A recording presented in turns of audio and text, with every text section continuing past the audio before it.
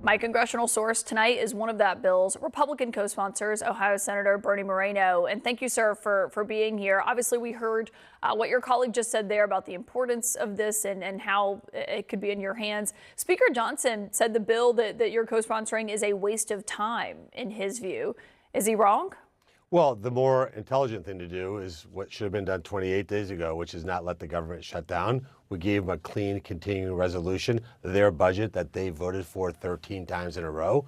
I don't think there's ever been even thought of a government shutdown when the majority party offers the minority party their budget.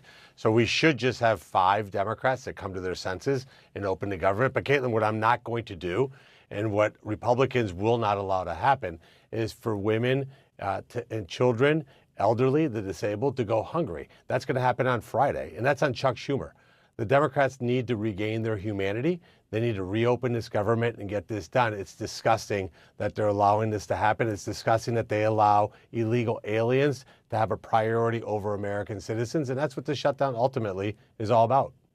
Well, and just to be clear, if this bill that you're co-sponsoring passed, it would basically mean that even if the government is shut down, people who have food stamp benefits would still be able to get them despite what's happening in Washington. But didn't the vice president argue at your lunch today that they don't want to see one-off bills that fund things like SNAP because their argument is it takes the pressure off Democrats to reopen the government? Well, I think we should reinstitute the SNAP program. I think we should pay government workers. I think we should bring furloughed workers back. I think we should open departments that should be available to taxpayers like parks. You know what that all is? That's in our continuing resolution.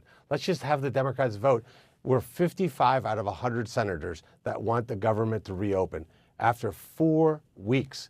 All it takes is 5 Democrats to, again, regain their humanity. I don't know how they can talk to air traffic controllers and members of the military and know that as a result of their inaction, that their families are going to suffer. They were supposed to be the party of working Americans.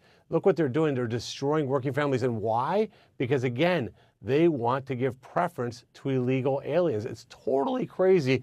But again, this thing happens Friday. They can vote on it tomorrow. They can vote on it Thursday. I think there could be 5 Democrats out there that finally come to their senses. Okay, but I just want to follow up because on that, Senator Hawley, who put forward this bill, says he agrees with you that Democrats should reopen the government. But he said in an op-ed today, and I'm quoting him, that if that can't be done, that Congress, at the very least, needs to pass my bill to ensure food assistance continues uninterrupted. If you agree with that, doesn't that mean you disagree with the House Speaker Mike Johnson and the Vice President? Look, all of us have the same goal, which is to get these programs funded. We don't want to put families in these situations. We don't want to put workers in a situation. I co-sponsored that bill with Josh Hawley, so that speaks for itself. I can't sit by and have people call me and tell me, look, I've been in the military for 14 years. I served the country. I signed up to protect and defend America. I just want my elected leaders to protect and defend them, but not from enemies with bullets, but to be able to pay them. That's a very low standard. That's a very low standard that we're being held to. And I think this is totally ridiculous. As you know, Kaitlan, I'm new to this place. This is no way to run any organization. When you have Democrats saying this is giving them leverage or this is good for them, they know that suffering is going to happen. I had one colleague that said, well, I can't afford to go without a paycheck in reference to my Shutdown Act bill, which would actually dock their pay. I can't go without money, but they have no problem having millions of government employees go without their paycheck. This place does something to you that's not right. And look, we got to do the right thing one way or the other. However we get to that result, I'm in for that. But I'm not going to put up with people suffering. Is your argument that obviously there's been no momentum on reopening the government right now. You are signing on to this bill, so presumably you'd vote for it if it came up for a vote. You want to see Leader Thune put this bill on the floor so at least SNAP benefits and people who get them don't have to go without them while Republicans and Democrats are fighting in D.C. Look, I voted for Ron Johnson's bill to prevent shutdowns from happening in the first place. I think he's right. But on the SNAP bill specifically, you want that brought for a vote, right? Let's bring all these things up for a vote. Ultimately, when you add them all up, it's basically the same thing as a continuing resolution. Look, the Democrats have lost their minds. Again, Kaitlan, I never thought I would say that we have elected leaders in America that care more about criminal aliens than they care about American citizens. But that's the reality of the Democrat Party of today. Well, they're arguing that they want to extend the Obamacare subsidies. Obviously, you know that, and that's been what they have argued is their leverage. And we've seen Republicans say that before, including J.D. Vance when he was in your position, when he was a senator and not the vice president. But on this front, one thing that has been a sticking point here is the filibuster.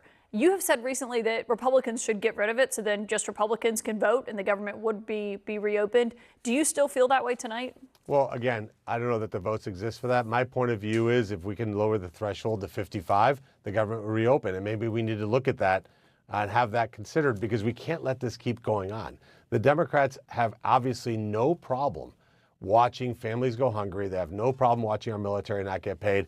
The other day, Jeff Merkley sat and kept the clerks and the Capitol Police 24 hours while he read poetry, knowing that they weren't getting paid. Who does that? I mean, where's the humanity in that? But on the filibuster tonight, would you say, yeah, let's get rid of it? I personally, if I were in charge of the entire everybody's mind in the Senate, I think if we kept it to a 55 number where we're funding the government, where we're not raising taxes or not increasing spending, I think that's something that we should consider. Again, shouldn't have to happen because we're giving them a clean continuing resolution. Okay. Their budget. But you're saying, all right, so you're saying let's consider it. You're not saying let's do it. As you know, Leader Thune is in charge and he seems to disagree with you. And I know that that was something that was a big topic at your lunch today. The other part of this, though, is what is going to happen with these subsidies? Because the thing that Republicans have argued is if Democrats would reopen the government, then you can have the conversation about what to do on that. And Marjorie Taylor Greene is saying that Republicans don't have a plan on how to bring down health care costs. If the government reopened tomorrow, do you think Republican leaders have a plan on that? Yeah, absolutely. And I would say to Marjorie Taylor Greene, I like her. She came out to Ohio a few times. She's certainly able to write a bill herself. Like if this is something she's passionate about, put pen to paper, write a bill, present an option. Don't just criticize what other people are doing. In terms of what Republicans think is that the marketplace should work. What Obamacare has proven is that it's a total abject failure at keeping costs affordable, ironically, in the name. So what the Democrats want to do is just throw more taxpayer money. They want to have more giveaways to insurance companies. They want to cover criminal aliens, which is totally insane. What we need to do is lower the cost of health care. That's not a 24-hour question. We need to reopen the government. Let's have an actual adult conversation about what we get together and say, let's give the American people what they want, affordable health care. The Democrats failed in that mission. Republicans did not vote for Obamacare. They did not vote for these Biden-era COVID subsidies. Okay, but Senator, you're saying that Republicans do have a plan. Absolutely. What is that plan? Well, I mean, we have to have can people see it? Sure, we have to have PBM reform. We have to look at the ways that we have a lot of waste, fraud, and abuse in the healthcare system. We have to let the marketplace work. There's no transparency or competition.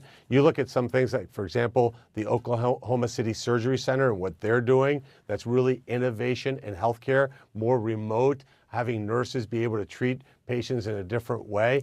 The whole system can be looked at very holistically, but it's going to take 3 or 4 months to really bring a consensus to that plan. In the meantime, what are we going to do? Keep the government closed for 3 or 4 months every time that we have a policy debate? This is nuts. Okay, so is there a plan ready tomorrow, or you're saying it's going to take 3 to 4 months to coalesce around a plan? Look, we have different Republicans, for example, Senator Rick Scott, that's brilliant on this topic, that has a lot of amazing ideas. But yeah, of course, we have to build consensus. This is not a one-man show that runs the United States Senate. We have to bring Republicans together. It should be bipartisan. I think the voters expect us to work together on difficult things, but we can't have a gun to our head and have the government closed and people suffering, not being able to feed their families because the Democrats think it's good for them politically. And by the way, they set the expiration of these Biden-era subsidies to be December 31st of 25. They made EV subsidies to go through 2032 on luxury electric vehicles, but they chose to have these subsidies end in 25.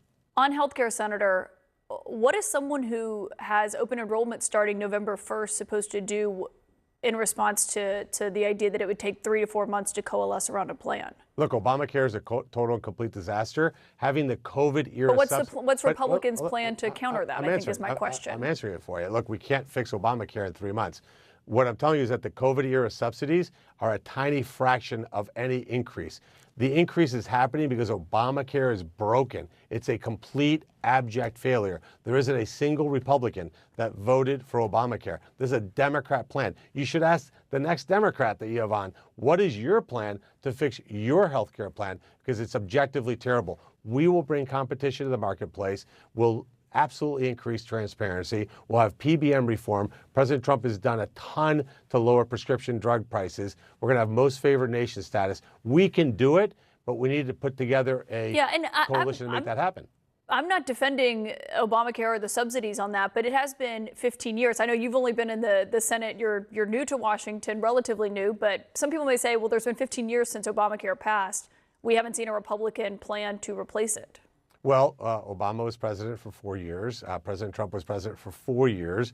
And then, of course, Biden came in and made everything objectively worse. And by the way, you can't defend Obamacare because you're it's indefensible. acknowledging there was a Republican president in between those two Democrats who's now back in office. In a very different situation. He only had 2 years of unified control of government. We got the most important bill done, which is tax relief for all Americans that stimulated our economy.